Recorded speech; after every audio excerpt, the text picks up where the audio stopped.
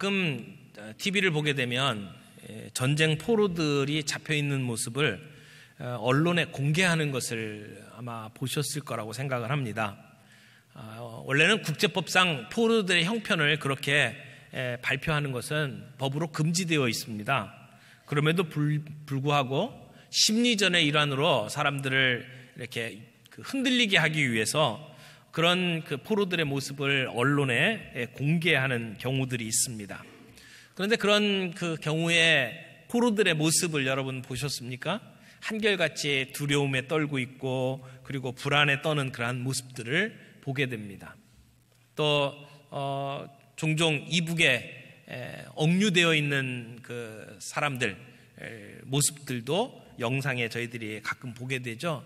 한결같은 모습입니다. 힘들어하고 또 고통과 또 두려움에 떠는 그러한 모습들을 봅니다.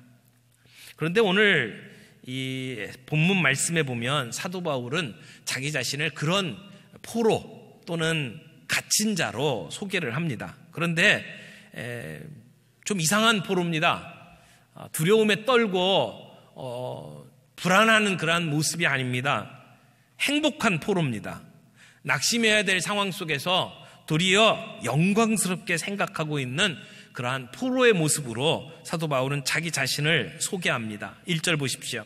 이러므로 그리스도 예수의 일로 너희 이방인을 위하여 갇힌 자 된 나 바울이 말하거니와. 여기 말하거니와라고 하는 말은 굉장히 작은 글씨로 쓰여 있습니다. 이게 원래 원문에는 없는데 이 말을 이어가려고 하다 보니까 거기에 그렇게 해석을 해서 넣은 것입니다. 사실 1절 말씀은 그냥 동사가 없는 나 바울 이렇게 끝납니다. 그런데 바울이 어떤 사람이냐면 보니까 이방인을 위하여 그리스도의 예수의 일로 갇힌 자 됐다라고 설명을 합니다. 여기 이러므로라고 하는 말은 그 앞에 나와 있는 말을 이어서 봤죠. 유대인과 이방인이 예수 그리스도의 피로 말미암아 그 사이에 막혔던 담이 무너지고 성령 안에서 하나님의 처소가 되어간다라는 말씀을 주신 다음에 이제 이러므로 이렇게 이어지는 겁니다. 이방인이나 유대인이나 다 함께 나라로 이야기하면 하나님 나라의 시민권을 가진 사람이고 또 가족으로 이야기하면 하나님 나라의 권속 우리가 한 가족이다라고 하는 이야기고 건물로 치면 기초는 예수 그리스도인데 서로 벽돌들이 이렇게 연결되어져 세워가는 성전이다. 유대인이나 이방인이나 가릴 것 없이 지금 그 얘기를 하고 난 다음에 이러므로라고 연결을 하고 있습니다. 이러므로 그리스도 예수의 일로 너희 이방인을 위하여 갇힌 자 된 나 바울. 근데 우리나라 말 성경에서는 여기 그리스도 예수의 일로 이렇게 되어 있는데요. 근데 영어 성경 대부분은 그리스도 예수의 포로 이렇게 표현을 하고 있어요. 여기 그리스도의 예수의 일로 갇힌 자 됐다라고 이야기를 하는데 이 갇힌 자 된 것은 감옥에 갇혀 있는 또는 포로로 잡혀 있는 그런 뜻입니다. 그런데 그리스도 예수의 일로라고 표현을 한 것과 그리스도 예수의 포로라고 표현을 한 것은 약간 좀 다릅니다. 공동번역에도 보면 이렇게 번역을 했어요. 그러므로 이방인 여러분을 위하여 그리스도 예수의 포로가 된 나 바울로는 이렇게 표현을 하고 있어요. 여러분 이 짧지만 강력한 말씀에서 사도 바울은 우리들이 절대 놓쳐서는 안 된 중요한 통찰력을 우리에게 제공해주고 있다고 생각을 합니다. 그래서 오늘 본문을 통해서 우리가 정리할 세 가지 포인트를 하나씩 좀 살펴보겠습니다. 첫 번째는 우리는 예수 그리스도에게 포로된 사람입니다 라고 하는 것입니다. 사도 바울은 자신을 예수 그리스도의 포로라고 설명을 하고 있습니다. 왜 사도 바울이 갇혀 있는지는 여러분 아시죠? 지금 이 에베소서를 쓰고 있는 사도 바울은 로마의 감옥에 연금 상태로 갇혀 있었습니다. 갇히게 된 과정을 살펴보면 사도행전 21장 22절에 잘 나타나 있는데요. 이방인들에게 복음을 전하는 이 사도 바울을 유대인들은 아주 크게 오해를 했습니다. 그가 율법과 성전을 적대시한다고 생각을 했습니다. 그래서 유대인들 사이에는 사도 바울이 율법을 폐지시키고 성전을 반대한다라고 하는 소문이 막 쫙 깔려져 버렸습니다. 그러다가 사도 바울이 에베소 사람 드로비모라고 하는 사람과 함께 성전에 들어가 있는 것을 본 유대인들이 격분을 했습니다. 그래서 이 바울을 죽이려고 달려들었죠. 그때 로마의 천부장이 이 상황을, 소란스러운 상황을 진정시키고 사도 바울을 체포했습니다. 그런데 사도 바울은 그 천부장에게 자기 자신이 로마의 시민권자라고 하는 사실을 밝혔습니다. 그래서 스스로 변론할 수 있는 기회를 얻게 되죠. 그리고 그곳에서 사도 바울은 내가 로마의 황제에게 항소하겠다. 내가 재판을 로마에 가서 받겠다라고 이야기를 합니다. 당시에 로마의 시민권자는 황제에게 항소할 수 있는 자격이 있었습니다. 그래서 사도 바울은 이 군사들이 보호하는 가운데 유대인들이 그 길목에 지키고 있다가 이 사도 바울을 암살하려고 하는 상황 속에서도 로마 군사들의 호위를 받고 그곳을 빠져나오고 그리고 압송되어서 이제 로마에 와 있습니다. 황제의 재판을 기다리면서 2년 동안 여기 연금 상태에 있게 된 것입니다. 그런데 사도 바울은 당시에 유럽과 중동의 모든 패권을 쥐고 있었던 로마 나라의 죄수가 되어서 포로가 되어서 지금 이 감옥에 갇혀있는 그러한 상황입니다. 그런데 자신은 내가 로마에 갇힌 사람이 아니라 예수 그리스도께 갇혀있는 사람, 내가 로마의 포로가 아니라 예수 그리스도의 포로다라고 자신을 소개를 하고 있는 것입니다. 사도 바울은 황제 앞에 나가서 재판받는 것을 기다리고 있었습니다. 그러나 자기의 목숨을 구걸하는 자리가 아니라 나의 신앙을 드러내는 자리로 그 재판 자리를 기다리고 있었습니다. 그런 의미에서 사도 바울은 예수 그리스도에게 사로잡힌 바 된 예수 그리스도의 포로라고 말할 수 있습니다.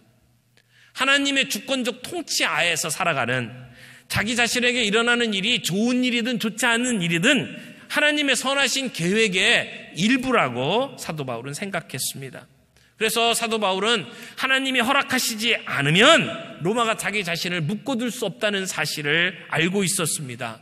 하나님이 허락하시지 않으면 유대인들이 자기 자신을 죽일 수 없다는 것을 알고 있었습니다. 하나님이 허락하시지 아니하면 가이사 황제가 자신을 처형할 수 없다는 사실을 알고 있었습니다. 왜요? 사도 바울은 자기 자신을 예수 그리스도의 포로라고 생각했기 때문입니다. 예수 그리스도께서 내가 지금 이 갇히게 된 원인이시고 하나님께서 허락하시지 아니하면 자신이 여기에 있어야 될 필요가 없다는 것을 사도 바울은 드러내고 있는 것입니다. 비록 갇혀 있지만 사도 바울은 로마에 갇혀 있는 것이 아니라 예수님께 사로잡혀 있다고 고백을 하는 것입니다. 빌립보서 3장 12절 말씀해 보니까 내가 이미 얻었다 함도 아니요 온전히 이루었다 함도 아니라 오직 내가 그리스도 예수께 잡힌 바 된 그것을 잡으려고 달려가노라. 여기 그리스도 예수께 잡힌 바 된, 그래서 잡혔다라고 표현을 하는데 그것은 군대 용어로 포로가 되었다라는 뜻입니다. 나는 예수 그리스도께 잡힌 바 된 그것을 붙잡으려고 오늘도 달려간다고 말하는 사도 바울의 고백. 이것이 저와 여러분의 고백이 되기를 바랍니다. 코리텐붐 여사는 사도 바울과 같은 관점을 가지고 사는 분입니다. 그는 독일의 수용소에 갇혀 있을 때에도 하나님이 나를 이곳에 보내시지 않으면 나는 이곳에 있을 필요가 없다고 생각했던 사람입니다. 그래서 자신이 어디에 있든지 그곳이 심지어 독일군의 수용소라 할지라도 하나님이 자기 자신에게 복음을 전하도록 하기 위해서 그곳에 보내셨다라고 믿고 있었습니다. 이것이 사도 바울과 같은 인생의 관점이라고 말할 수가 있습니다. 두 번째는 이렇게 갇힌 것은 그냥 갇힌 게 아닙니다. 그의 잘못 때문이 아닙니다. 사명을 위해서 포로가 되었다는 것입니다. 우리도 사명을 위해서 포로가 되었습니다. 1절 말씀 다시 보십시오. 이러므로 그리스도 예수의 일로 너희 이방인을 위하여 갇힌 자 된 나 바울. 사도 바울은 자기 자신이 왜 갇혔는지를 이 성경을 읽는 모든 독자들이 알기를 원했습니다. 이 편지를 받고 있는 에베소 교회 성도들이 자기 자신이 왜 갇혀 있는지를 이해하기를 원했습니다. 그래서 여러 가지 말로 설명을 하고 있는데 사도 바울의 사명을 가장 잘 설명하는 세 가지 단어를 여기 좀 정리를 하겠습니다. 2절에 보면 너희를 위하여 내게 주신 하나님의 그 은혜의 경륜을 너희가 들었을 터이라 그랬는데, 이 경륜이라는 말 동그라미 한번 쳐보세요. 경륜, 여기서 굉장히 중요한 단어고요. 3절에 보면 또 계시로 내게 비밀을 알게 하신 것은, 여기 비밀이라는 말 나오죠. 3절에 나오고요. 4절에도 나와요. 4절에도 비밀이라는 말이 나오죠. 그리고 그 또 뒤에 계속해서 9절에도 감추어졌던 비밀의 경륜 이렇게 나오죠. 이 비밀이라는 말이 굉장히 중요한 말로 나옵니다. 그 다음에 이제 7절 말씀에 보면 7절 뒤에 부분에 하나님의 은혜의 선물을 따라 내가 무엇이 되었노라? 일꾼이 되었노라. 그래서 일꾼이라는 말, 요 세 가지 단어를 잘 정리를 하면 사도 바울이 왜 이 감옥에 갇혀 있는지를 설명할 수가 있습니다. 첫 번째는 경륜이라는 말이죠. 너희를 위하여 내게 주신 하나님의 그 은혜의 경륜이라고 되어 있는데, 이 경륜이라는 말로 번역된 이 말은 어떤 사람이 청지기 직분을 맡아 주일의 소유물을 관리하는 것을 뜻합니다. 그러니까 경영, 관리, 청지기라고 하는 뜻입니다. 그러니까 하나님이 내게 주신 그 은혜를 관리하고 경영하는 직분을 사도 바울이 받고 있다라고 하는 것이죠. 그래서 이 본문을 현대어 성경에서는 이렇게 번역하고 있습니다. 내가 전에 쓴 편지에서도 간단히 말한 일이 있어 이미 알고 있겠지만 하나님께서는 이방인 여러분에게 하나님의 은총을 드러내시려고 내게 특별한 임무를 맡기셨습니다. 특별한 임무를 맡기셨습니다. 이것이 사도 바울에게는 특권이라고 하는 것입니다. 사도 바울은 자기에게 주어진 이 임무를 그저 책임으로만 생각한 것이 아니라 특권으로 받아들이고 있습니다. 사람이 준 특권이 아니라 하나님이 자기에게 준 특권이라고 생각을 하는 것입니다. 사도 바울은 복음을 증거하는 이 사명을 의무로 생각하기보다는 말할 수 없는 특권과 영광으로 생각을 했다는 것이죠. 여러분, 바울은 원래 유대인이었습니다. 유대인 중에서도 바리새인이고요, 열심당원이고요, 유대교에 충성을 다하는 정말 장래가 촉망되는 젊은이였습니다. 그랬던 그가 유대교를 떠났잖아요. 그러니까 유대의 교에 속해 있는 사람들 입장에서 보면 사도 바울이 한 짓은 엄청난 배신입니다. 근데 그 사람이 그렇게 떠난 정도가 아니고요, 기독교에 주의하고 가르치는 내용이 뭡니까? 유대인이나 이방인이나 똑같다고 이야기를 하는 거예요. 유대인들은 늘 자기 자신은 하나님의 선민이라고 생각해서 우리만 하나님의 축복을 받고 있다고 생각을 했는데, 바울은 유대인이나 이방인이나 가릴 것 없이 하나님의 약속에 참여하는 사람이라고 이야기를 하는 거죠. 그러니까 유대인들 보기에 얼마나 미웠겠어요. 그래서 저 바울은 가만히 두면 안 된다, 죽여야 된다. 그래서 비밀 결사대를 만들어서 바울을 죽이려고 했던 것이죠. 결국 그 일로 사도 바울은 체포가 되었고, 그리고 감옥에 갇히게 되었습니다. 여러분, 사도 바울이 감옥에 갇힌 이유는 바로 이 비밀을 알고 있는 사람이기 때문에 그렇습니다. 3절 말씀 보세요. 곧 계시로 내게 비밀을 알게 하신 것은, 이 비밀을 알게 했다라고 이야기하고요, 4절 말씀에 보니까 내가 그리스도의 비밀을 깨달은 것을 너희가 알 수 있으리라. 사도 바울은 비밀이라는 말을 이야기를 하는데, 여기서 나오는 이 비밀이라고 하는 단어는 헬라어로 무스테리온이라는 단어예요. 무스테리온. 이 말에서 영어에 미스테리라는 말이 나왔어요. 비밀, 미스테리라는 말이 여기서 나왔는데요. 그런데 여기서 말하는 비밀은 우리가 일상적으로 사용하는 비밀과는 좀 다른 의미예요. 우리가 비밀 또는 영어의 미스테리라는 말을 가지고 이렇게 쓸 때에는 우리가 설명하거나 이해할 수 없는 아주 이상야릇한 일이나 사건을 가르쳐서 비밀, 미스테리 이렇게 이야기를 하는데, 여기서 말하는 무스테리온이라고 하는 이 비밀의 원래 뜻은 더 이상 감추어진 게 아니에요. 밝히 드러난 진리인데 비밀이라고 설명을 하는 겁니다. 여러분, 기독교의 진리는 감추어진 게 아니에요. 드러난 거예요. 모든 사람에게. 어떤 특별한 게 머리가 좋은 철학자들만 아는 얘기가 아니고요. 모든 사람에게 드러난 거예요. 그런데 이 세상의 지식이나 이 세상의 이해력을 가지고는 알아들을 수 없는 것, 성령님이 우리의 눈을 열어주셔야만, 하나님이 계시해 주셔야만 깨달을 수 있는 것, 그래서 비밀이라고 이야기를 하는 거예요. 드러난 것인데 하나님이 계시해 주셔야만 알 수 있는 것이기 때문에 비밀이라고 표현을 하는 거예요. 그래서 공개된 진리임에도 불구하고 여기서는 비밀이라고 하는 단어를 쓰고 있는 것입니다. 그런데 그 비밀이 그리스도의 비밀이래요. 그러면 비밀의 내용이 예수님이라는 얘기죠. 예수님을 본질로 삼고 있는 특별한 계시라고 하는 것입니다. 그래서 사도 바울은 이 비밀을 감추어 두려고 하는 게 아니에요. 비밀을 드러내고 싶은 거예요. 사람들에게 나팔을 불고 싶고 자랑하고 싶은 비밀로 이야기를 하는 것입니다. 그 비밀이 무엇입니까? 6절 말씀 보세요. 이게 6절이 비밀의 내용을 명확하게 설명을 해주고 있는데요. 6절 다 같이 읽겠습니다. 시작. 이는 이방인들이 복음으로 말미암아 그리스도 예수 안에서 함께 상속자가 되고 함께 지체가 되고 함께 약속에 참여하는 자가 됨이라. 여러분, 반복하는 말은 시시한 말이에요? 중요한 말이에요? 중요한 말이니까 반복하는 거잖아요. 여기 몇 번 나왔어요? 3번. 함께, 함께, 함께. 누가 함께라는 거예요?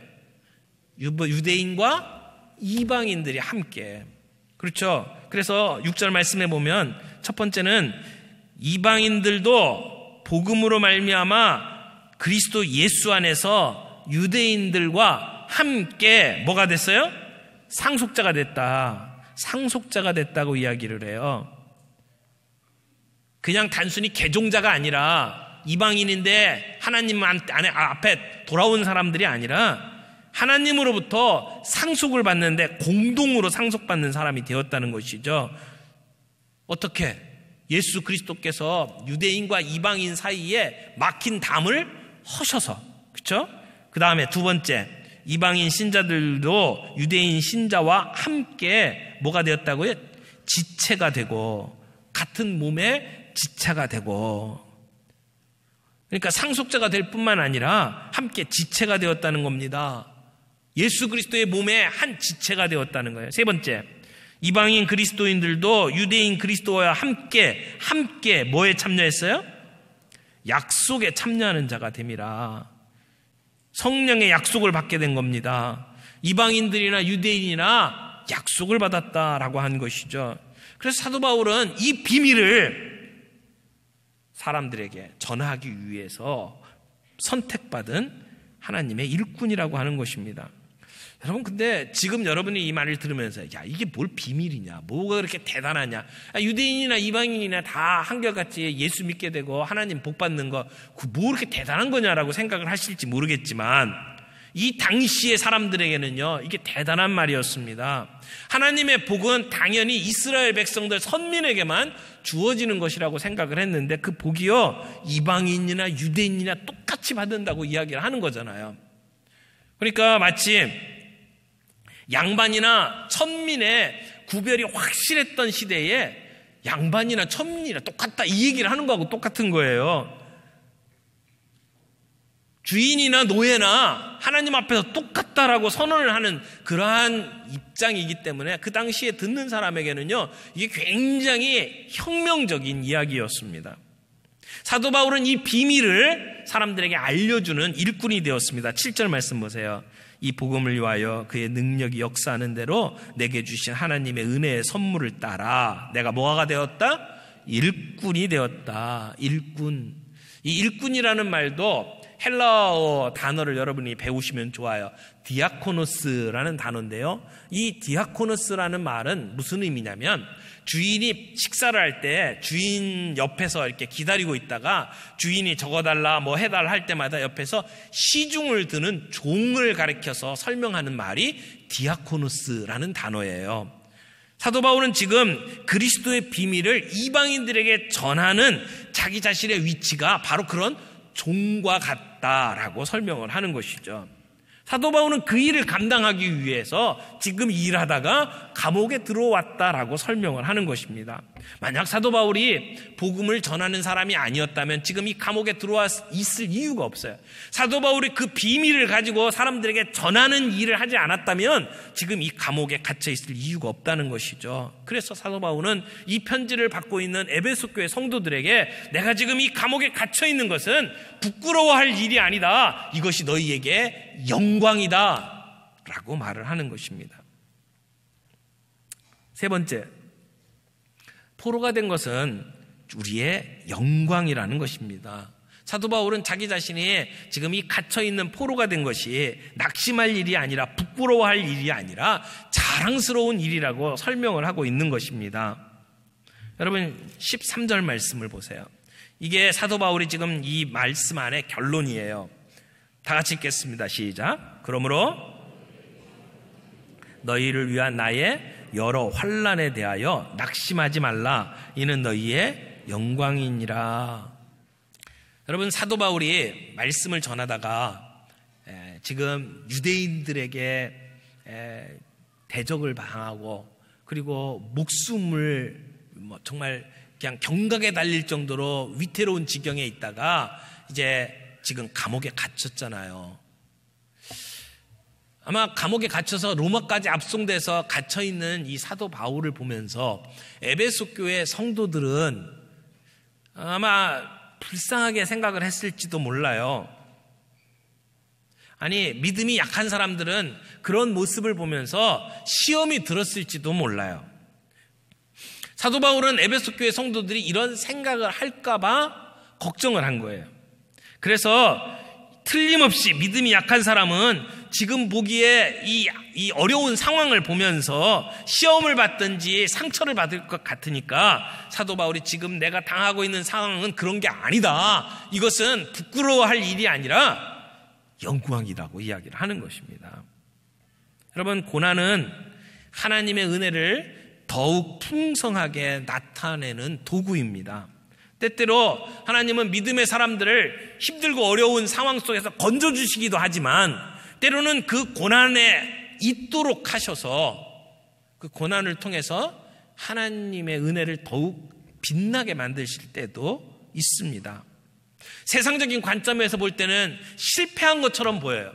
세상적인 관점에서는 초라해 보여요. 그러나 그 고난을 통해서 하나님은 하나님의 살아계심을 나타내는 경우들이 있다는 것입니다. 그러므로 우리는 고난 속에서도 낙심하지 말아야 합니다. 고난 속에 상처받지 말아야 합니다. 하나님의 은혜를 찬양하면서 영광스럽게 받아들일 필요가 있습니다.